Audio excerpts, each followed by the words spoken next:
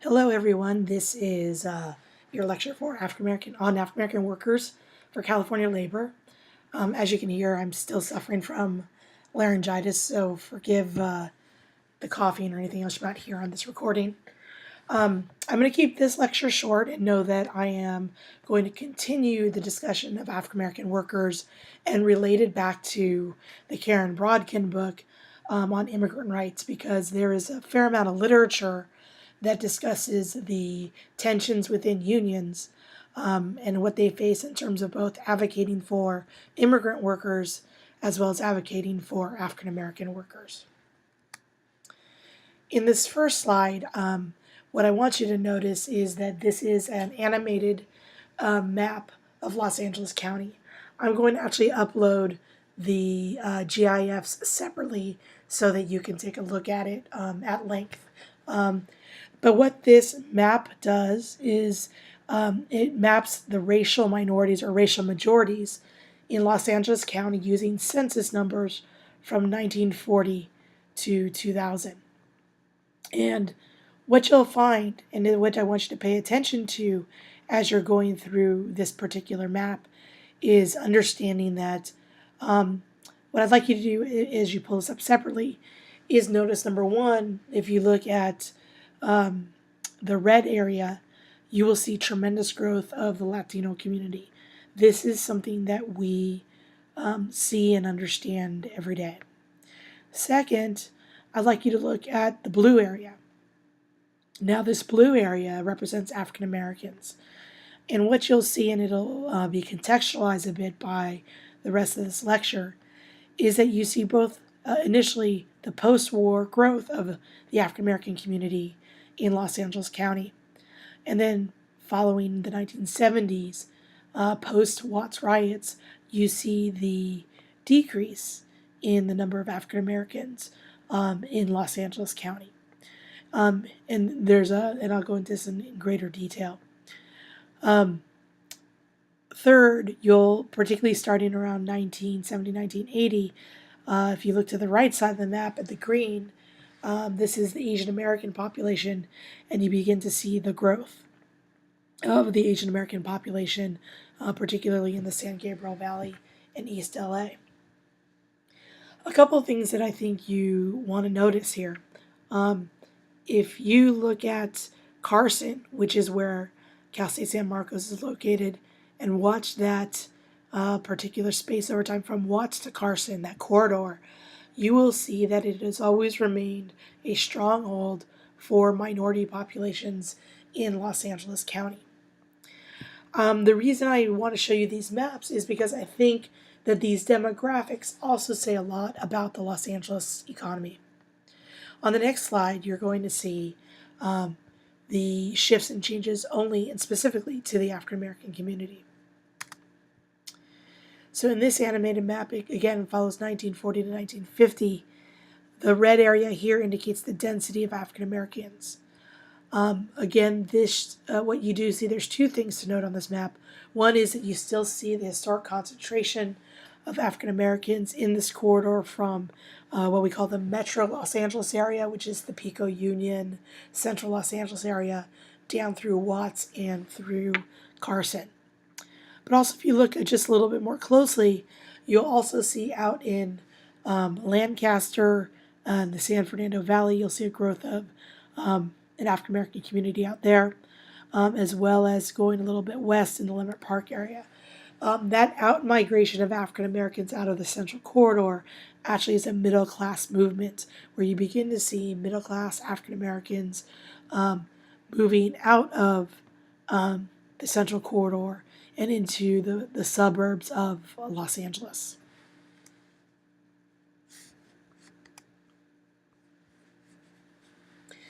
On this slide, I think what we want to notice, what I want to do is actually highlight some of the really kind of key historical moments that help contextualize what's going on, what happens to African Americans in Los Angeles.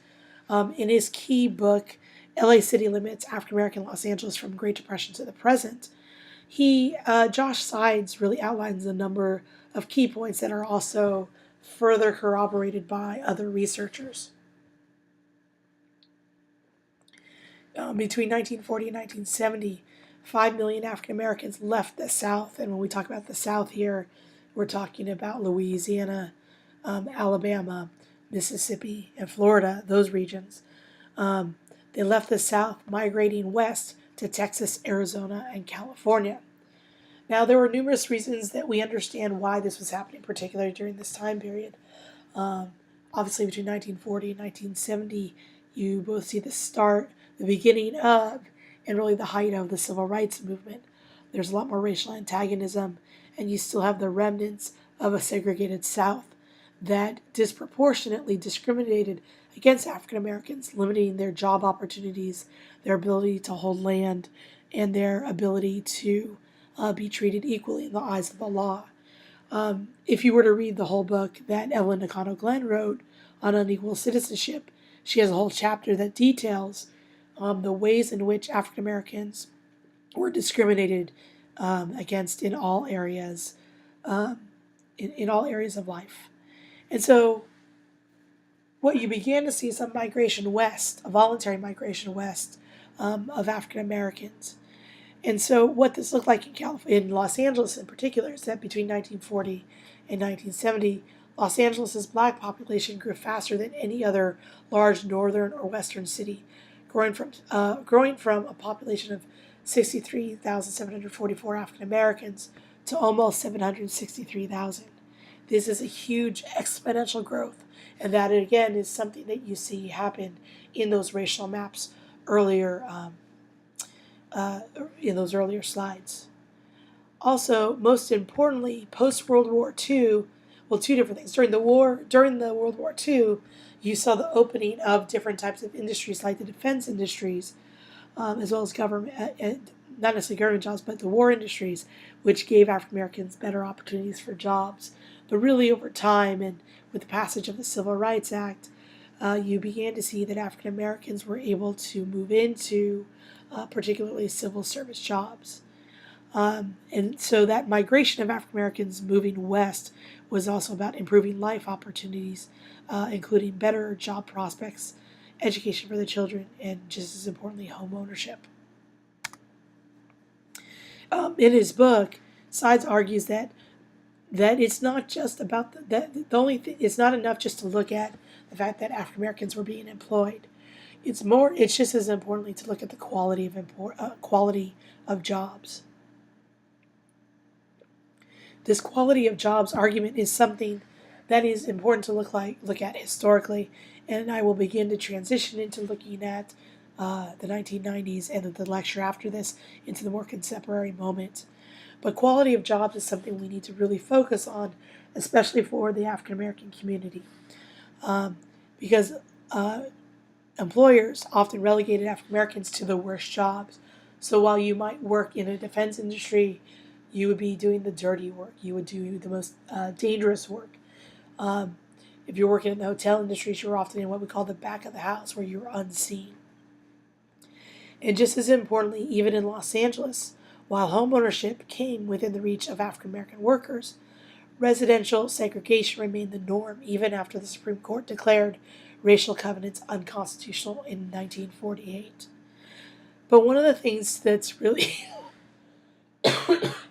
that is really interesting to note about Los Angeles that is very different from other areas of the country is that the segregation was very white versus other, meaning that while there were some communities that were definitely predominantly African American, there were also numerous communities that were actually multiracial, historically multiracial.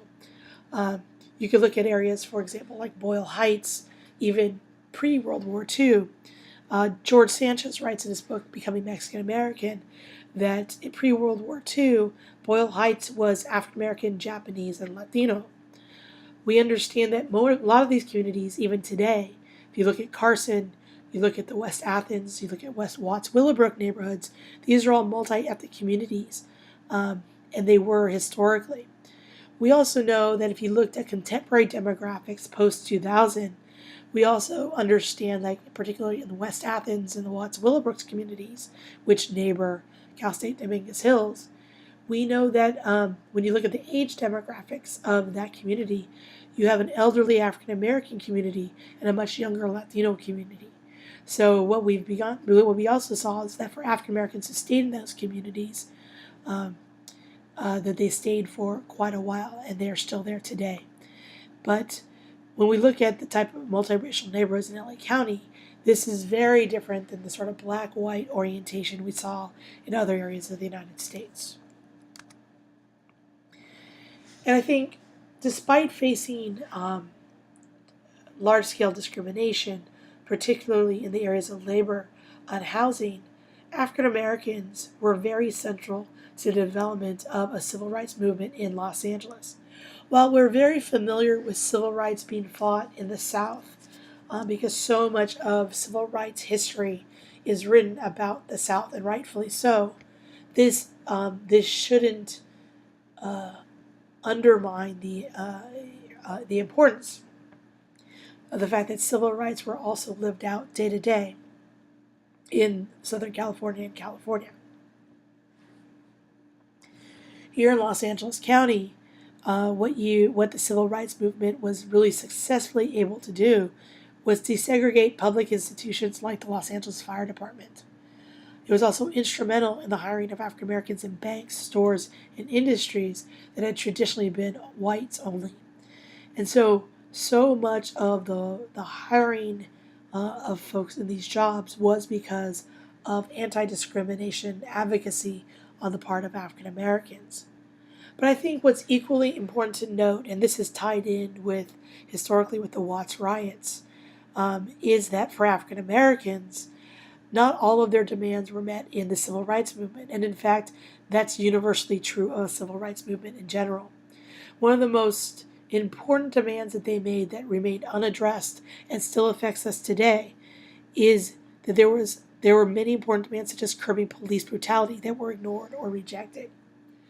These communities remain over-policed, where scholars like Michelle Alexander have led to the overpopulation of our prisons and the lack of investment of infrastructure, particularly in communities of color and especially for African American men.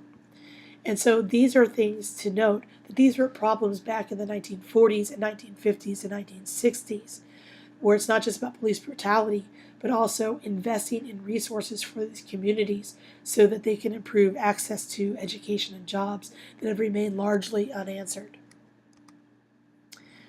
Going back to the Sides book, this decline, the lack of an investment in an economic infrastructure, particularly in predominantly African American Los Angeles, was a really crucial factor behind the 1965 Watts riots. Now, there are numerous books you can read about the Watts riots, but what we do know is that these riots were essentially about addressing the inequities in the community, the unfair policing practices, and the inability to really develop a strong infrastructure in these communities.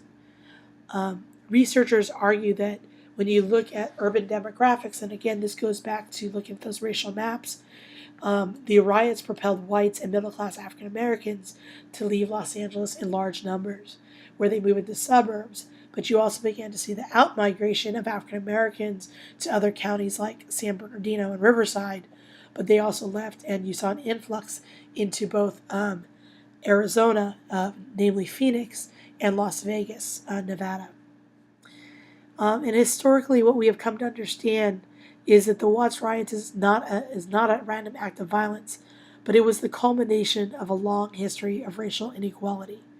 And at this moment of the Watts riots, these riots really moved the community to really stand up against the economic inequities based on race that were plaguing their community. And more importantly, kind of going back to our discussions of stratification, really solidified the lack of life chances and life opportunities for African Americans in Los Angeles County. But I think also, what you did see post-Watts riots was that there was an influx of financial resources into the city that most importantly provided needed social services. You began to see growth of some community-based organizations. You began to see the developments of mental health services, and counseling services and public health services for these communities. But these social services were not enough to abate all of the inequalities. I think it's important to note that African Americans in Los Angeles during the post-Watts riots of 1965, they continued to lose access to the steady, high-paying, unionized jobs that had once afforded them economic stability. So, as I've talked about earlier in this class, during this time of the 1980s, unions were at their weakest. Deindustrialization, the loss of jobs, and the union's inability to adapt to the needs of workers led to a decrease in union density.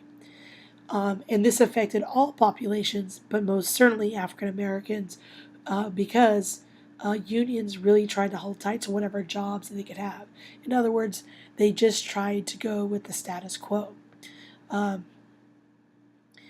The inability to access these unionized jobs for African Americans led to a deep economic and social divide between poor urban blacks and those African Americans who could afford to move into integrated suburbs. It also led to a deep and economic social divide between these African Americans and whites and other communities who could again afford to migrate out of the inner city. And as a result, you saw traditionally African American areas such as South Central and Compton become areas of concentrated poverty. And if you look at the demographics today based on class status, employment, underemployment, and the jobless, these are facts that remain true and have not necessarily changed from the 1970s. So the reason I point this out is that the issues of joblessness are cyclical and generational and really inform the impact on African American workers in Los Angeles. The economic and social divide that, I just said this, that Sides maps out in his book continues today. In kind of transitioning us towards the more modern time period here, 1980s and 1990s, I want to switch and talk a little bit about a number of reports that were put together by both UC Berkeley and UCLA's labor centers. Stephen Pitts, in his book, in his report on organizing black workers, says, notes one of the most important things that when we think about the popular conception of African American communities, he says the typical presentation of the problem around work in the black community is that there is an unemployment crisis. An equally important crisis facing the black community is the crisis of bad jobs. Jobs that pay poorly, jobs with few benefits, jobs that offer no protection from employer harassment. So here, they're beyond just this idea of African Americans being unemployed. Again, here Pitts talks about the importance of having good jobs or job quality. So how can individuals move out of poverty if they're working in minimum wage jobs? And as I'll talk about a little bit later in this class, this is really central to think about in terms of living wage. A minimum wage job, even if you're working 40 hours a week, still puts you below the U.S. poverty line. So this is important to note for these communities. So it's not necessarily that you're poor and unemployed, or poor and not job seeking, or poor and just trying to search out social services like welfare, which are the predominant stereotypes that you see perpetuated in the media by right-wing pundits, by those who want to rescind social services to minority communities. That what we fail to acknowledge is that the quality of jobs existing in these communities do not allow even those who are working to be able to live comfortably, or to live comfortably and meet all of their needs. It's not necessarily a living wage. So here, I think it's important to note that in African American communities, you have also a large number of those who we call the working poor. The working poor are those who work 40 hours a week or more and still per year are under the federal poverty line. Pitts argues in his report that there's a lack of transformative responses to the job crisis. For him, the job crisis is, again, as I note, is not the lack of jobs, but the fact that there are not enough good jobs. He also notes that even with the growth of community-based organizations and organizations designed to help these working class and working poor communities. He says instead of focusing on creating a set of better jobs for African Americans, they focus too much on just improving individual skill sets and not community capacities. It's not that developing individual skill sets isn't important. In fact, we know it's true. It's one of the things we advocate for when we encourage greater access to education, because we know that degrees allow for greater social mobility and economic mobility. But if you only focus on a certain set of individuals and you fail to invest in a community infrastructure, it does not change the social conditions that oftentimes create poverty and a lack of access to resources. And so Pitts very importantly argues that we need to invest not only in individuals, but in developing better jobs in predominantly African American communities, but also greater access to jobs for African Americans who are working outside of their own communities. As I already noted, when you only focus on individual capacities, this makes the problem of bad jobs an individual problem or an individual deficiency, meaning that if you're only able to get a bad job, you must be doing something wrong.